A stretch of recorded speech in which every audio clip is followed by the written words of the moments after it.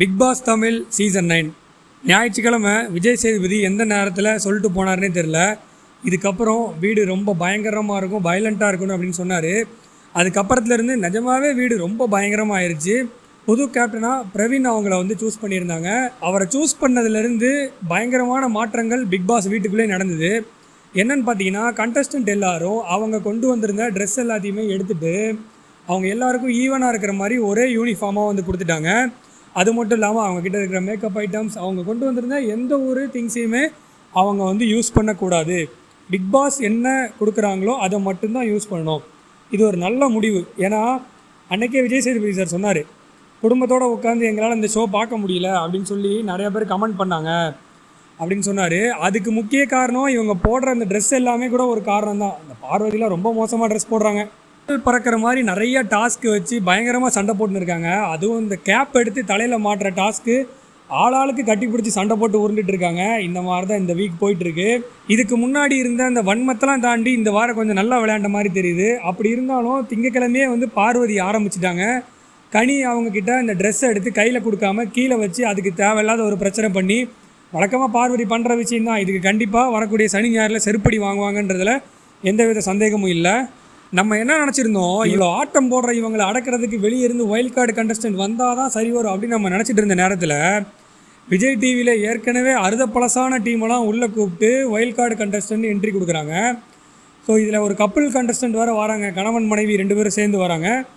இவங்கெல்லாம் பார்வையும் கமருதினையும் சமாளிப்பாங்க அப்படின்னு நினச்சேன்னா அவங்களால இவங்க அடி வாங்கிட்டு அழுதுட்டு இருக்க போகிறாங்க அப்படின்றது அந்த கண்டஸ்டண்ட்டை பார்க்கும்போதே நம்மளுக்கு தெரியுது. நம்ம நினச்சிருந்த ஜெய்மணிவேல்லாம் வருவார், தர்பீஸ்லாம் செஞ்சு விட்டுருவார் அப்படின்னு பார்த்தா அதெல்லாம் எதுவுமே நடக்கலை. ப்ரோமோவே ரிலீஸ் பண்ணிட்டாங்க யார் யாரெல்லாம் வராங்க அப்படின்றத. கண்டிப்பாக இந்த வீக்கில் சாட்டர்டே சண்டேக்குள்ளே கண்டஸ்டன்ட்லாம் உள்ளே போயிடுவாங்க அப்படின்றத எந்த ஒரு சந்தேகமுமே இல்லை. பெரும்பாலும் இந்த வைல்ட் கார்டில் என்ட்ரி ஆகிற கண்டஸ்டண்ட்டுக்கு நிறைய அட்வான்டேஜ் இருக்குது. வெளியே இருந்து கேம் அப்சர்வ் பண்ணிட்டு வராங்க. ஒவ்வொரு கண்டஸ்டண்ட்டும் எப்படி இருப்பாங்க, அவங்களோட ட்ரிகர் பாயிண்ட் என்ன, அவங்களோட ப்ளஸ் என்ன மைனஸ் என்ன எல்லாமே அவங்களுக்கு தெரிஞ்சு வச்சுருக்கோம். ஸோ அவங்களோட கேம் பிளே வேறு மாதிரி இருக்கும். ஆனால் இந்த கண்டஸ்டன்ட் விஜய் டிவி சீரியல்லேருந்து நடிச்சுட்டு வந்திருக்காங்க. இவங்களோட கேம் பிளே எப்படி இருக்குது, என்ன பிளானோடு உள்ளே வராங்க அப்படின்றத நம்ம வெயிட் பண்ணி தான் பார்க்கணும். கண்டிப்பாக பிக் பாஸ் டீம்லேருந்து சொல்லி அனுப்பியிருப்பாங்க, இந்த மாதிரி தான் நீங்கள் இருக்கணும் அப்படின்னு சொல்லி கண்டிப்பாக ஒரு விஷயம் சொல்லி அனுப்பியிருப்பாங்க. அவங்க அதை என்ன மாதிரி டேக்கிள் பண்ணி எப்படி விளையாட போகிறாங்க அப்படின்றத நம்ம பார்க்கலாம். வாரம் இந்த விஜய் பார்வதியும் கமருதினும் விஜய் சேதுபதி கிட்ட எத்தனை தடவை செருப்படி வாங்கினாலும் இன்னி வர திருந்த மாட்டுறாங்க. ஏற்கனவே சொல்லியிருக்காங்க, இது பொது வெளியில் உங்களை எல்லாருமே குடும்பமாக பார்க்குறாங்க அப்படின்னு சொல்லியும் முன்னாடிலாம் குசு குசுன்னு பேசுகிறாங்கன்னு கம்ப்ளைண்ட் இருந்தது. இப்போ என்ன பண்ணுறாங்க, கையிலேயே செய்கை எழுதிக்கிறாங்க. கையிலேயே டபுள் மீனிங் வார்த்தையெல்லாம் எழுதி காமிச்சு அவங்களுக்குள்ளேயே சிரிச்சுக்கிறாங்க. பிக் பாஸ் ஹவுஸில் ஒரு ரூல் இருக்குங்க, அந்த மைக்கை எப்போவுமே கழட்டக்கூடாது, அது எப்போவுமே உங்கள் கழுத்திலே தான் இருக்கணும் அப்படின்னு ஒரு ரூல்ஸ் இருக்குது. எதுக்கு, நீங்கள் என்ன பேசினாலும் மக்களை மறைச்சி யாருக்கும் தெரியக்கூடாது அப்படின்னு நினச்சி நீங்கள் என்ன பேசினாலும் அது எல்லாருக்குமே ரெக்கார்ட் ஆகணும். ஏன்னா நீங்கள் தப்பாக எதுவும் பேசக்கூடாது. அப்படி நீங்கள் மைக்கை மறந்து வச்சா கூட பிக் பாஸே அதை உங்களுக்கு ஞாபகப்படுத்துவார், மைக் எடுத்து மாட்டுங்கன்னு.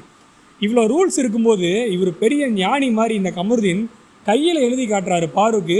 அதுக்கு அந்த பாருவும் வெக்கமே இல்லாமல் சிரித்து 2 பேர் என்ஜாய் பண்ணிக்கிட்டு இருக்காங்க. இவ்வளோ நாள் கமருதீன் கூட ஒட்டி உறவாடிக்கிட்டு இருந்த பாரு இப்போ அவங்க ஞானக்கண் திறந்துட்ட மாதிரியும் ஒரு திவாகர் கிட்ட ஒரு விஷயம் சொல்கிறாங்க. கமருதீன் என்னை ஃபிசிக்கலாக ரொம்ப இது பண்ணுற மாதிரி இருக்குது, என்னோடய லிமிட் இவ்வளோ தான், அவனோட லிமிட் அவ்வளோதான், இதுக்குள்ளே தான் இருக்கணும் அப்படின்னு சொல்கிறாங்க. ஜெயிலில் உட்காந்து குசு பேசுகிறது, கையை காலை மேலே தூக்கி போட்டது, சைகை காமிச்சது, எல்லாம் முடிச்சதுக்கப்புறமா இப்போ கமருதீன் மேலே பாருக்கு ஒரு வெறுப்பு வருது. ஏன் அப்படின்னா கமருதீன் மறுபடியும் அரோரா கூட மிங்கிளாக ஆரம்பிச்சிருக்காரு. அதனால் பாருக்கு கமருதீன் மேலே வெறுப்பு. கமருதீன் கூட சேர்ந்துக்கிட்டு திவாகர் கெட்டவன், திவாகர் கூட ஒரு 1.5 வாரம் இருந்து பார்த்தேன், அவன் நல்லவன் இல்லைன்னு தெரிஞ்சு போச்சு அப்படின்னு சொன்ன அதே பார்வதி இப்போ மறுபடியும் திவாகரையே கூப்பிட்டு சுற்றுறாங்க. ஏன்னா சாட்டர்டே சண்டே எபிசோடில் திவாகர் அவர்களுக்கு இருக்கக்கூடிய மக்கள் செல்வாக்கு அதுதான் காரணம். திவாகரை பகைச்சிக்கிட்டால் நம்மளால் ஒன்றுமே பண்ண முடியாது, இருக்கிற சப்போர்ட்டர்ஸும் நம்மளுக்கு நெகட்டிவாக மாறிடுவாங்க அப்படின்றத பார்வதி நல்லா புரிஞ்சு வச்சுக்கிட்டு இப்போ மறுபடியும் திவாகருக்கு சப்போர்ட் பண்ண ஆரம்பிச்சிட்டாங்க. இதெல்லாம் தாண்டி கமருதீன் தான் அசிங்கமான வார்த்தைலாம் பேசுகிறாரு அப்படின்னு பார்த்தா இப்போ மறுபடியும் எஃப்ஜே ஆரம்பிச்சிட்டாரு. வெளியே போனாலும் பரவாயில்ல, நாக் அவுட் பண்ணிட்டு தான் போவேன் அப்படின்னு சொல்லி திவாகரை பார்த்து ஒரு வார்த்தை சொல்லியிருக்காரு. நீங்கள் வந்தது எதுக்காக, அதாவது எஃப்ஜே கிட்ட விஜய் சேதுபதி ஒரு கேள்வி கேட்பார், எஃப்ஜேன்றதுக்கான ஃபுல் ஃபார்ம் என்ன அப்படின்னு கேட்கும்போது எஃப்ஜே என்ன சொல்லுவாருன்னா, 100 நாள் முடிச்சு வெளியே வந்ததுக்கப்புறம் சொல்கிறேன் என் பேர் என்னென்னு அப்படின்னு சொல்லுவார். நாக் அவுட் பண்ணிட்டு போனால் உங்கள் பேரை நீங்கள் யார்கிட்ட அப்புறம் சொல்ல போகிறீங்க அப்படின்றது தெரியல. அந்த மனுஷனும் பார்க்குறாரு, ரெட் கார்டு கொடுத்து வெளியே அனுப்ப வேணாம், வார்னிங் கொடுத்து உள்ளே வச்சுக்கலாம் அப்படின்னு பார்த்தா இவனுங்க யாரும் திருந்துற மாதிரியே இல்லை. நாளுக்கு நாள் மோசமாகிட்டே போகிறானுங்க. பார்ப்போம், ஒயில்ட் கார்டு கண்டஸ்டன்ட் வரட்டும், அதுக்கப்புறமாவது கேம் இதை விட இன்ட்ரெஸ்டிங்காக போகுதா, டீசெண்டாக விளையாடுறாங்களா அப்படின்றத நம்ம வெயிட் பண்ணி பார்க்கலாம்.